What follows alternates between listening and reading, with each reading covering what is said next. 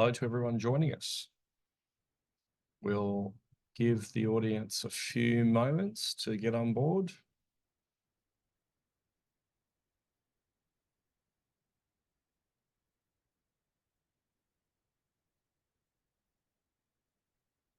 Hello to all of those just joining us.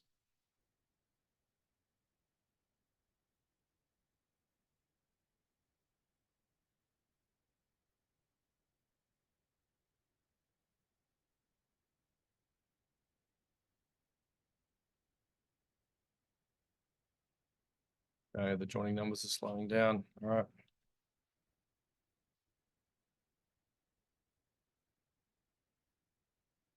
Okay, we'll get underway. Hello all, and welcome to hello all and welcome across Australia and New Zealand to the SPASA Annual General Meeting for 2024, which covers the financial year of 2023. I'm Lindsay McGrath, Chief Executive Officer of the Swimming Pool and Spa Association and its entities. I'll open the meeting today acknowledging that along with the attendees present and all of those that have provided proxies, we have reached a quorum of eligible member organisations to hold this meeting, this annual general meeting, as outlined by the association's constitution. I also acknowledge the Kaurna people, the First Nations owners of the land where we gather today, here in Adelaide, and all other Aboriginal Torres Strait Islanders, Maori from Aotearoa in New Zealand, and pay my respects to their elders past, present, and emerging. The administration of today's annual general meeting has been delegated to myself as Company Secretary by our Acting Chairperson, Stephen Humphries. Today we'll go through, the meeting is being recorded, as we do every year, to ensure that all members across all regions and time zones have the ability to see this meeting. The agenda and process will be conducted as follows. The motions will be presented via a poll, allowing all attending members to vote. The motions will appear on your screen very soon.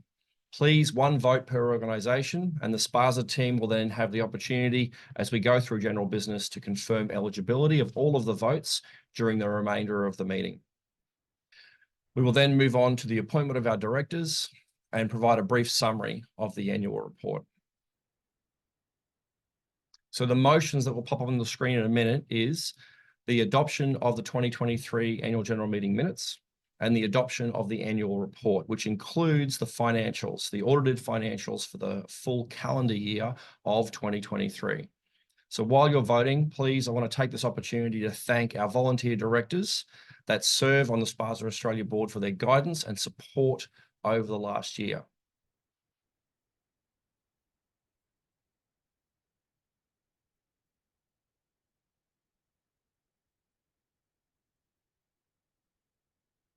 So that poll should have come up on all of your screens. Please vote and then close the poll. The professionals that dedicate the time and shape how our organisation's future and direction of where we're going are our directors. They set the strategy, they manage our risk, and they ensure that the organisation remains solvent and financially sustainable. We thank our outgoing directors, Jacqueline Patterson from Narellan Pools at Waikato.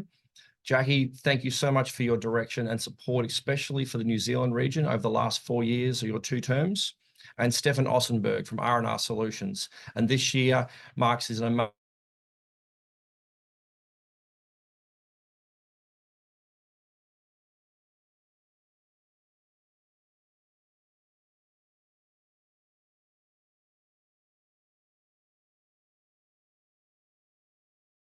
Grice from Clark Rubber, Lindley Papineau from Aquatic Leisure Technologies, Tom Bodle from Ripple Pools, Stephen Humphries from Focus Products,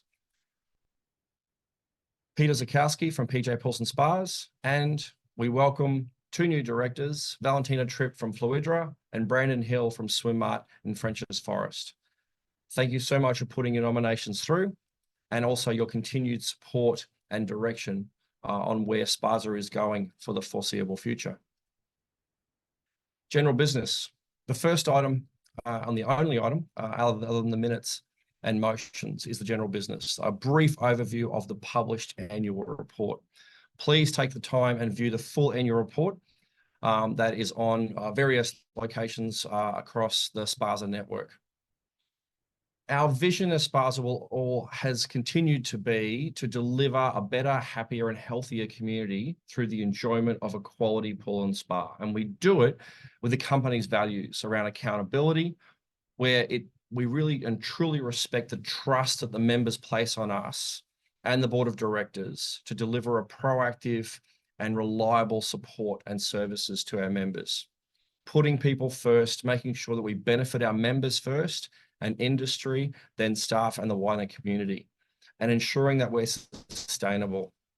It's so important not just to be financially sustainable, but also look at the future to help the industry be environmentally and socially sustainable as well. Our pillars, how we deliver on our mission, and our pillars are, well, my apologies. Our mission is to promote, protect, and grow the swimming pool and spa outdoor lifestyle industry. And we do it through our pillars. And our pillars are to promote, have great corporate support and corporate governance, excellent member services, research and education, and representation. Research and education is all about empowering and developing our members through improved skills and knowledge. Promotion, not just for the wider industry, but also for the profession, the incredible tradespeople that deliver health and wellness to the community. Representation, the advocacy and lobbying for responsible outcomes for our members and consumers alike across all levels of government in all regions, across all membership categories. It's such a huge component of an association to advocate for industry. Our member services still exist to be, whether it's through exclusive member benefits and networking opportunities, but it often is just a regular ability to listen and be the voice on the end of the phone line to understand what our members want, when they want it, and adapt to suit. Now, in your report has a fair bit of data in there, so please look it up and go through it at your leisure. But the summary is this, that this is our 7th year as a national peak body, where we've merged more than one region in. So in our 7th completed year, we've not just looked at establishing long-term assets, but it's also about just constantly looking and refining how we offer benefits, brands, products and services, and education and training to our members.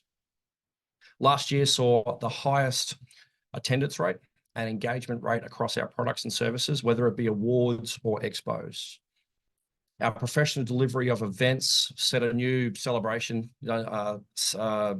numbers. We saw our awards incredibly, there's a huge increase in the awards, around 27%. And that's not just with nominations and attendance.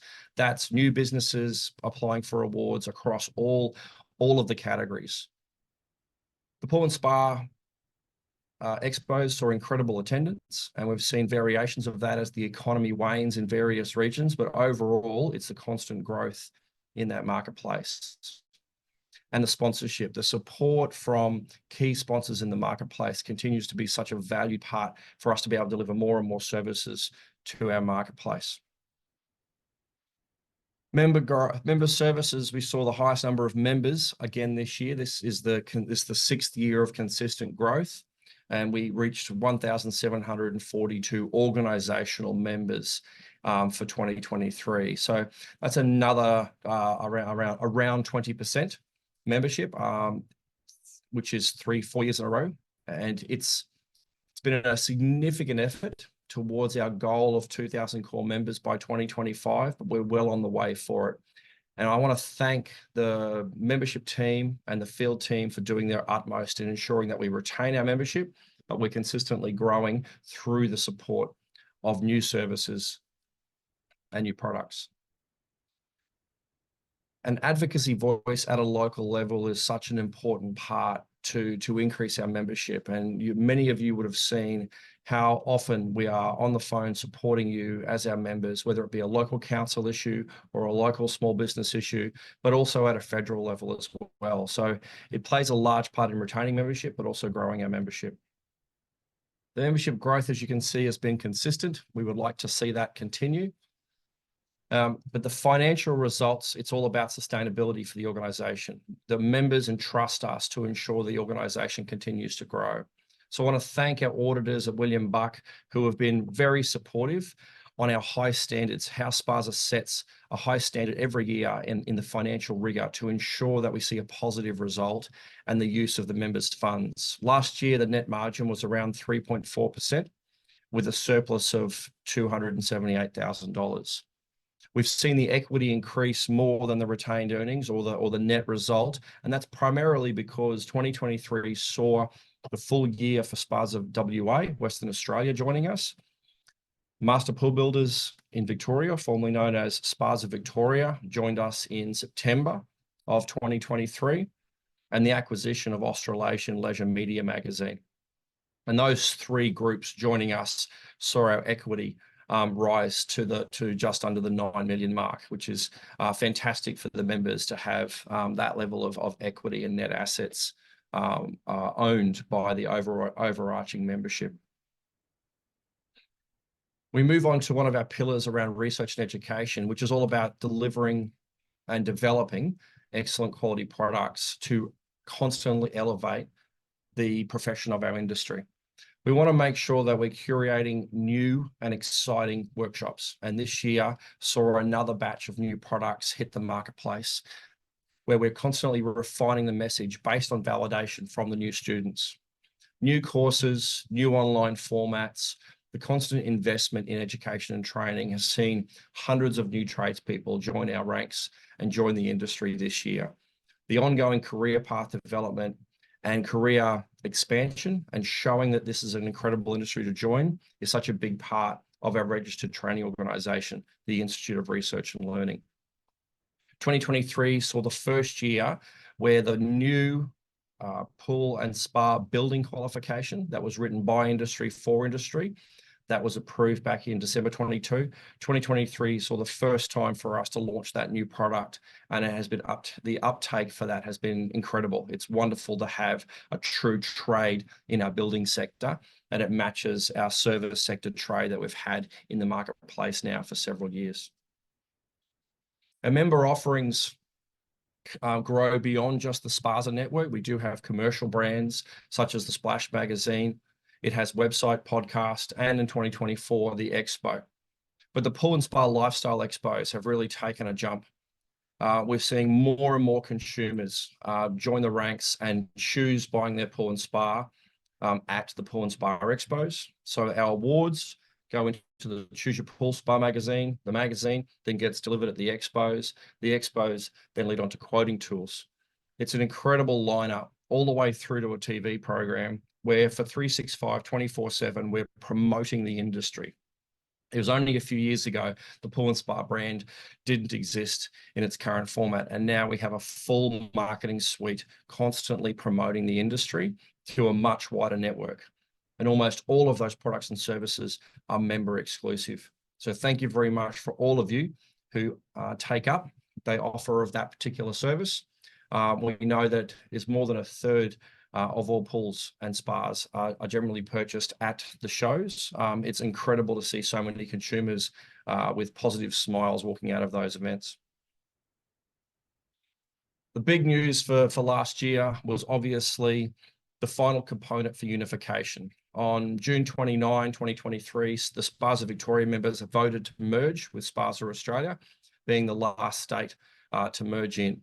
And that completes our unification journey that was talked about when SPASA Australia was formed back in 2011, and then in 2016 when the One SPASA project kicked off with the merger of New South Wales, South Australia, ACT, and at Queensland.